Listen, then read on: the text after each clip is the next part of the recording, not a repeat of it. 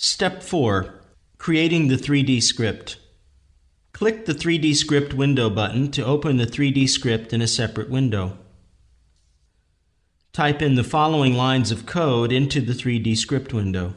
The pen command sets the pen used for the contours of the elements drawn from there on until another pen command changes it. We will use the value defined by the pen_top parameter for the contours of the tabletop. We will use the gs_top_mat default parameter to specify the material of the tabletop. We move the local origin up to the bottom of the tabletop with the adds command. As you can see, we've used the leg_height variable as the parameter for the adds command. It will carry the correct value since it was already set in the master script. The master script is executed before the 3D script. Find the description of the prism_command on page 34 of the GDL reference manual. Copy the code syntax of the command and paste it below the existing lines of code of the 3D script. The prism_command is a very versatile and commonly used command in GDL. It creates a slab type element. The interesting thing about the prism_command is twofold. A, it can have two holes in it, and B, any of its side surfaces and any of its edges may be set not to be shown. Go back to the floor plan and activate the 7.5 prism_status codes saved view from the navigator. Here, you will see a drawing explaining how these status codes work. The prism_command creates a vertically extruded shape based on a polygon defined in the XY plane of the local coordinate system. Let us say this is a pentagon-based extruded element. The last defined point is the same as the starting point. This is how we close the prism_. Let us say that at any point, three edges and one side surface are created when the surface going from the given point to the next point is generated. The value of the bottom horizontal edge is 1, the value of the vertical edge at that point is 2, the value of the top horizontal edge is 4, and the value of the surface is 8. If you want any edge or the side surface to be visible, you add its value to the status value belonging to that edge. If you don't, its value should be 0. The sum of these values will make up the status code for that point of the prism_. Modify the prism_ command in the 3D script to the following. Activate the 3D view window to see the result. This prism_ command will create the tabletop for us. As you can see, we defined 6 points for the prism_, and the height of the prism_ is the value defined by the thickness_top parameter. Each line contains an x and a y coordinate value, in that order, and then the status code for the point located at those coordinates and its associated edges and side surface. Go back to the floor plan and activate the 7.6 tabletop piece saved view from the navigator. You can see the 6 points that need to be defined. From the drawing, you can read off their coordinates. Let's take the line belonging to the first point. Its x-coordinate is 0. Its y-coordinate is the value defined by -half of the top_width variable. You can read those coordinates off the drawing. Since we want all 3 edges and the side surface belonging to this point to be visible, the value of the status code will be 15. 1 + 2 + 4 + 8. With the second point, we see something new in the status code. The status code is now 15 + 64 instead of 15. 64 is a special value that can be added to the value of the status code. It has an effect only when the vertical edge of the given point is set to be visible. In such a case, it instructs the program to calculate whether the given vertical edge needs to be drawn because it is part of the contour of the prism_ element. If it is not part of the contour, it will not be drawn. In the case that the 64 value is not present, The given vertical edge will always be drawn, regardless of whether it is a contour of the element or not. In the GDL reference guide, go to page 36 and see the two shapes shown there. The left shape does not have the value 64 in the status codes of its points. Therefore, all vertical edges are visible, even though some of them are not needed. The right shape employs the 64 value, and so only that edge is drawn. That is necessary to show the contour of the shape. This is the function of the 64 value in status codes, to provide smoother appearance in hidden line views in 3D. The next line that defines the third point of the prism underscore has another new feature. As you can see, the status code is 915, not 15. In the GDL reference manual, go to page 145 for the description of the set center point status code. In GDL, there are special status codes, like the 64 value, that can be added to the status code. These values serve the purpose of enabling you to create curved edges of your objects more easily, or create segments based on the geometry, tangent, etc. of already defined segments of the shape. If you want to create a curve, it requires two steps. A. First, you need to define the center of the arc of that curve, and then B. Draw the actual curve, taking into consideration the last point defined and the center of the arc. The 900 status code is used to define the center of the arc to be drawn in a later step of the prism underscore command. The first two values define the x and y coordinates of the center, and the third value gives the status code. In this case, the status code is really 900 plus 15, which gives 915 as a result. So you define the edges inside as usual, plus add this value of 900, just as you added the value 64 in the previous line of code. The next step is to define the actual arc or curve.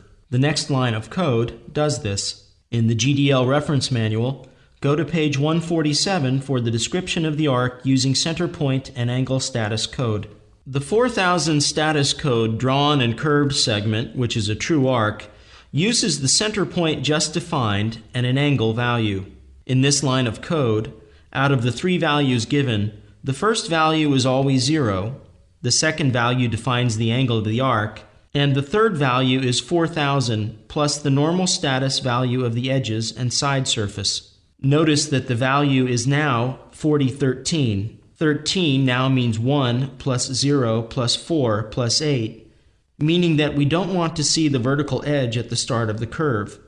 This is the point where the planar side meets the curved side, and no vertical edge is needed since they join smoothly.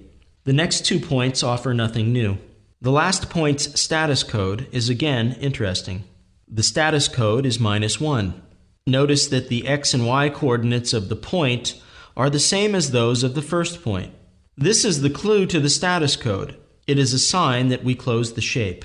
The rule is the coordinates of the last point must be the same as those of the first point, and the status code must be -1. Open the 3D view of the editor window again to see the result.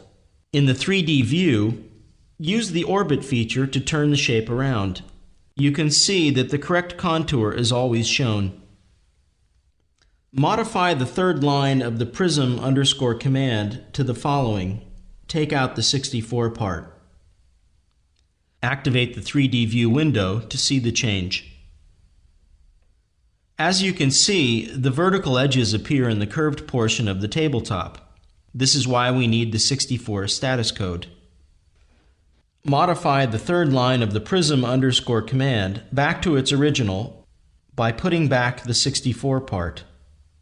Now the tabletop is made up of 2 parts. These are the mirrored images of each other.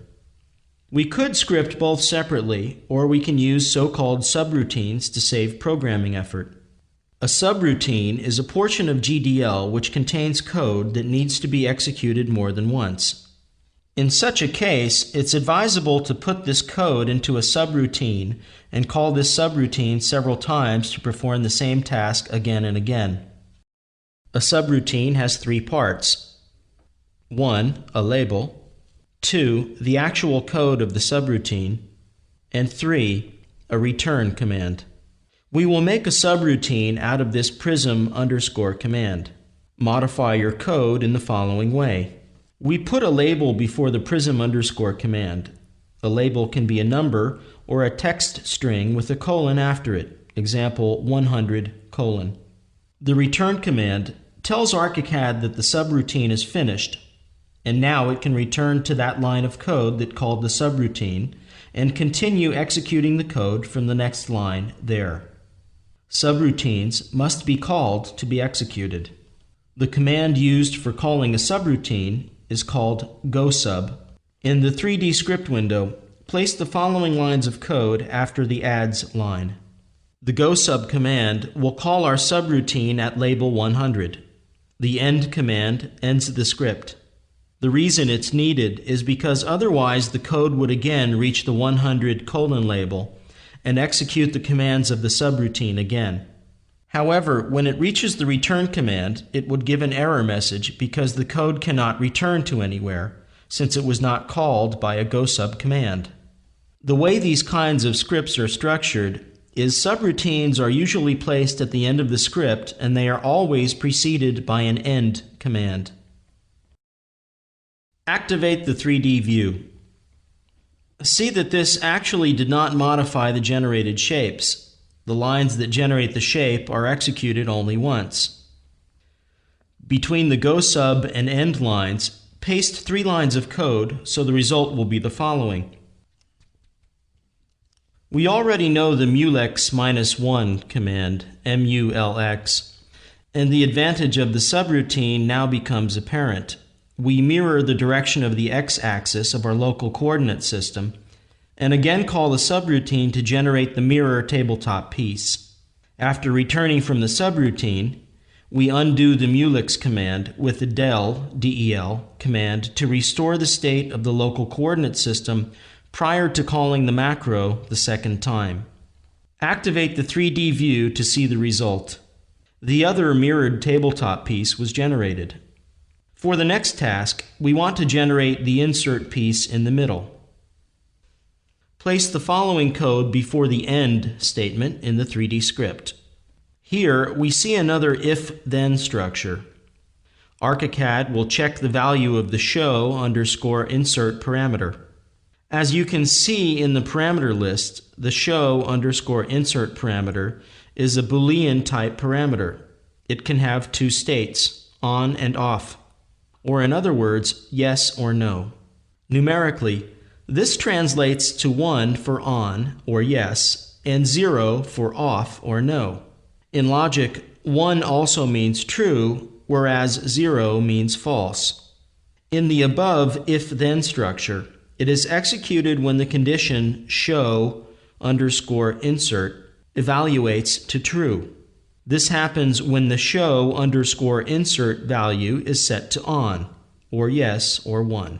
If it is turned off, no or 0, it will evaluate to false, and the commands after the if-then line are not executed. Select the show underscore insert parameter in the parameter list and set it to on by clicking into its checkbox in its value field. Activate the 3D view window to see the result. You can now see that the insert piece has been generated.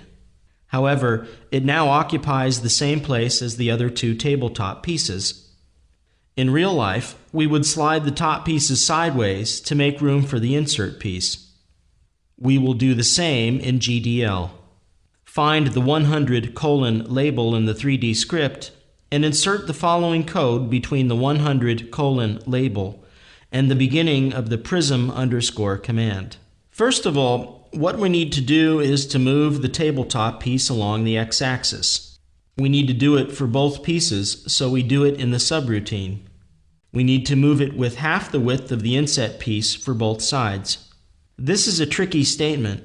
What it does is it takes the insert underscore length per 2 value and multiplies it with the value of show underscore insert, which is either 0 or 1. The result will be either 0 or insert underscore length per 2. So in this case, the show underscore insert parameter is off. the distance it needs to be moved is 0, while if it is on, the distance is insert underscore length per 2. So this one line of code solves it for us. Insert the following line of code after the prism underscore command and before the return command.